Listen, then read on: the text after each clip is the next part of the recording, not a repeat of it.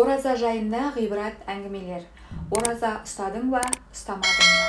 Тақуа кісілердің бірі Сануси өзін сәт сайын Алла тағаланың бақылап тұрғанын сезгенінде жанын қоярға жер таппай кететін. Өйткені жаратушы иеден қатты қорқатын. Күнәра ораза ұстайтын, қолындағыны қанағат тұтатын, өзі бермесе ешкімнен көз сүзіп ештеңе сұрамайтын.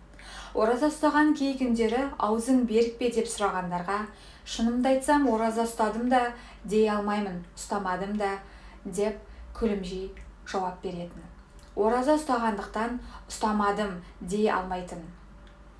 Алайда менікі қабыл болатын кәміл оразаға жата ма, жатпай ма деген іштегі күдікпен ұстадым деуге де аузы бармайтын. Оны рухани тереңдігін білмейтіндер өзіңнің ауыз бекітіп бекітпегеніңді білмейсің бе дегенде ләм-мим деп те жауап берместен ол жай ғана күлімсірейтін.